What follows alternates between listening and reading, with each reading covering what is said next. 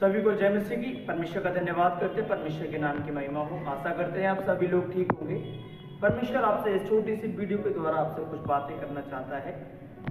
निर्गमन अध्याय 14 उसमें 15वें वचन में इस प्रकार लिखा है, तब यहोवा ने मूसा से कहा, तू क्यों मेरी दुहाई दे रहा है? इजराइलियों को आज्ञा दे कि यहाँ से कूच करें, और तू अपनी लाठी उठाकर अपना हाथ समंदर के ऊपर बढ़ा और वह दो भाग हो जाएगा। तब इजरायली समुद्र के बीच होकर इस तर पार चले जाएंगे। हालेलुया। हमें से बहुत सारे लोगों ने इस वचन को सुना होगा, बहुत सारे लोग इस स्टोरी को भी जानते होंगे। और मैं थोड़ा सा बताना चाहूंगा कि परमेश्वर ने मूसा को चुना और परमेश्वर ने मूसा को बुलाया ताकि वो इजरायलियों को छुड़ा सके फिरौन की गुलामी से और मिस्र की गुलामी से। परमेश्वर ने उसके द्वारा मूसा को परमेश्वर ने इस्तेमाल किया और परमेश्वर ने मूसा को बुलाया ताकि वो इजरायलियों को छुड़ा सके।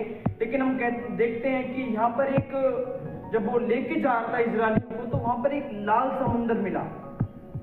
लाल समुंदर हम कह सकते हैं कि एक बहुत बड़ी समस्या उनके सामने आ खड़ी हुई और इजरायली बहुत ज्यादा डर गए और वो परमेश्वर से और मूसा से कुड़कुड़ा कर कहने लगे कि मैं वहीं पर ही ठीक थे, हम वहीं पर ही मर जाते तो और अच्छा होता।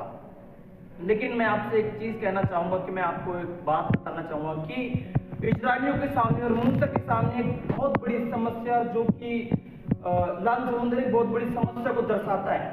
मैं आपको कहूंगा कि आप अगर उसके आगे पढ़ेंगे, जिस प्रकार अभी मैंने वचन में पढ़ा कि तू अपनी लाठी उठाकर समुद्र पे मांगो, समुद्र दो भाग हो जाएगा और इजरायली स्थल पार हो जाएंगे। मैं आपको बताना चाहूंगा कि आप में से, हम में से हर एक कोई ना कोई अपनी समस्या से जूझ रहे हैं। हर एक परिस्थितियों को कहीं ना कहीं अपने जीवन में, अपने जीवन के पार्ट में कहीं ना कहीं हम अपनी परिस्थितियों को फेस कर रहे हैं। लेकिन मैं आपको कहूँगा कि परिस्थितियों को आप कभी हटा नहीं सकते। आप जीवन भर उन चीज़ों का सामना कर सकते हैं और कभी भी अपनी परिस्थितियों से ना तो डरें और ना कभी पीछे हटें और ना ही तो कभी उनसे भागें। मैं आपको यकीन दिला के कह सकता हूँ, बाइबल में मैं बहुत सारे ऐसे एग्जाम्पल दे सकता हूँ, बता सकूँ तो मैं, इस प्रकार दाऊद ने गोलियत का सामना किया, वैसे ही हम परमेश्वर के, दाऊद ने इस प्रकार गोलियत का सामना किया क्योंकि परमेश्वर उसके साथ और उसने परमेश्वर के नाम से उसको गोलियत को ढेर कर दिया।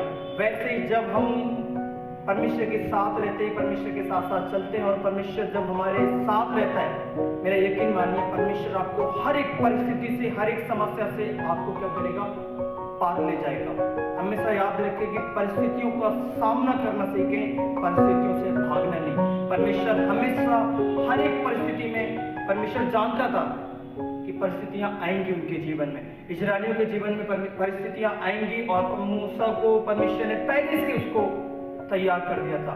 तो हमेशा याद रखें कि जब भी आपके जीवन में समस्याएं आएंगी, बाइबल में बहुत से ऐसे सेवक हैं, चाहे वो दाऊद को ले लीजिए, चाहे वो बहुत से आप जानते हैं, बहुत सारे लोगों को जानते होंगे, परमेश्वर ने उनका भी साथ दिया और उनकी मदद की हर एक परिस्थितियों से लड़ने के लिए।